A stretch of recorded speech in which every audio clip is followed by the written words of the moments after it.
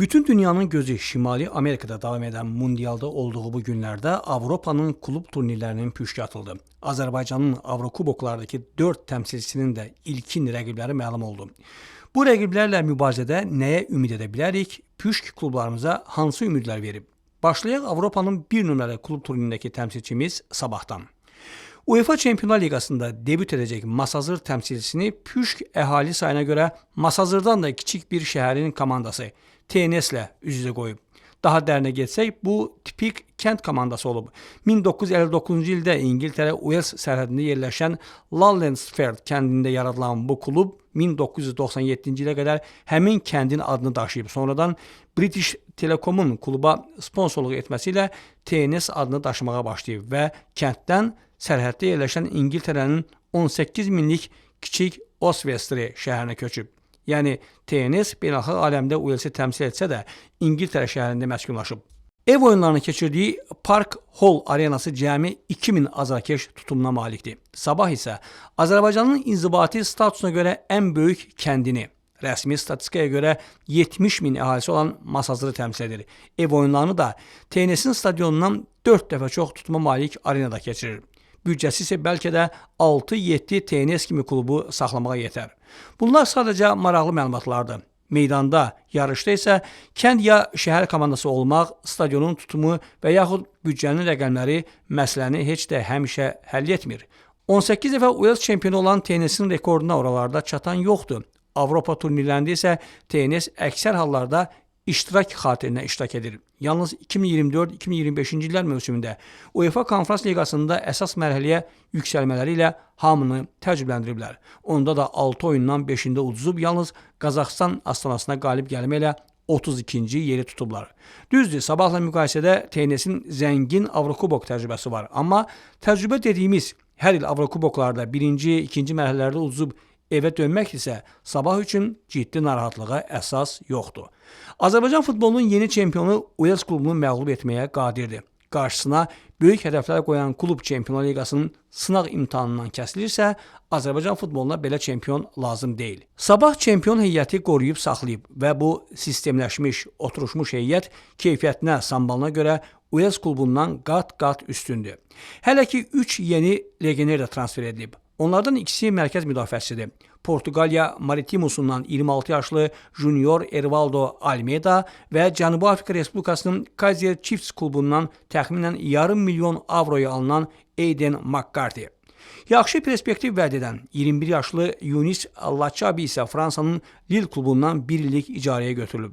Bu Sabahın transfer taktikasıdır. Əvvəl icarəyə götürür, özünü doğrulsa sonradan transfer hüququnu alır. Aro Maldanı da Lille'dən bu cür aldılar. Sabaha Avrokuboklarda güvənməyimizə rəvac verən digər əsas amil baş məşqçi faktorudur. Taktik gedişləri yerində verilən qərarları ilə diqqət çəkən Dambrauskas komandanın ipini lazımınca yığıb. Hər oyuna, hər rəqibə ciddi yanaşan məşqçidir. Azərbaycan çempionu olmaq qeyri-adi bir hünər deyil. Hətta illərdir çempionatda dominantlıq edən Qarabağı üstələsən belə. Əsas Avropa turnirlərində layiqli çıxışdır. Sabahdan gözləntimiz bu mövsüm ölkə daxili turnirlərdə göstərdiyi möhtəşəm oyunu Avropada rəqiblərindən asılı olaraq ortaya qoymasıdır. İnanırıq ki, TNS-lə oyunlarda çempionumuz bizə acı sürpriz yaşatmayacaq. TNS-in ləqəbi müqəddəslərdir. Ümid edək ki, bu müqəddəslər yaşıl meydanda Sabaha qənim olmayacaq. Püşk Sabahın üzünə ikinci mərhələdə də gülüb. Çempionumuz TNS-i mübarizədən kənarlaşdırsa, növbəti raundda ya Finlandiyanın Kups ya da Şimali Makedoniyanın Vardar klublarından birinə rəqib olacaq ki, onların da hər ikisi uyğun rəqiblərdir. Bu iki mərhələni keçəcəyi halda Sabah sonradan Çempionlar Liqasında, ardınca Avropa Liqasında mübarizəni dayandırsa belə, Konferans Liqasının əsas mərhələsinə vəsiqəni təmin etmiş olacaq. Sabah TNS-lə ilk oyununu iyulun 7-si və ya 8-də öz meydanında keçəcək. Hər il yayda püşkatma mövzusunu Qarabağla başlayırdıq. Bu mövsüm Ağdam klubu çempion mövqeyini Sabaha verdi. Amma adı, nüfuzu, hörməti üzərindədir. Qarabağ digər Azərbaycan klubları üçün Avrokuboklarda bir etalon nümunə müəyyənləşdirib. Kim bacarır, təkrarlasın. Qurban Qurbanov üçün bu yay fərqli başlayıb. Komandanı söküb yenidən yığır. Gedənlər hələ də getməkdə, gələnlər hələ də gəlməkdədir. Toral Bayramov, Elvin Cəfərquliyev, Emmanuel Addaye, Ramil Şeydayev, Sami Emmaye, Kevin Medin ilə yollar ayrılıb. İsveçin Djurgården klubundan təxminən 800 min avroya Gambiyalı hücumçu Zakaria Savo alınıb.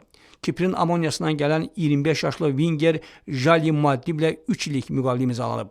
Məşhur Sporting Akademiyasının yetirməsi olan 24 yaşlı Portuqaliyalı yarımmüdafiəçi Samuel Labato ilə də 3 illik razılaşma əldə olunub. Son mövsümdə Portimonense klubunda oynamış Lobato ilk dəfə Portuqaliyadan kənarda legioner həyatı yaşayacaq. Qarabağın ən son açıqladığı transfer isə Mozambik millisində 37 oyun keçirmiş Bruno Langa'dır. Sol cinah oyuncusu müqavilə ilə İspaniyanın Almeria klubuna məxsus idi. Son mövsümdə isə icarə əsasında Portuqaliyada Estrela'da oynamışdı. Mozambik, İspaniya, Portuqaliyana dolaşmış Bruno Langa'nın nəhayət özünü vətənindən uzaq Azərbaycanda tapacağına ümid edək. Yenilənmiş Qarabağın azarkeşləri qarşısında ilk çıxışı iyulun 9-da olacaq. Avropa Liqasının birinci təsnifat mərhələsində rəqib İslandiyanın Vestre komandası olacaq. İlk dəfə Avrokuboklarda oynanacaq bu rəqib İslandiyanın əsas yox, birinci liqasında mübarizə aparır.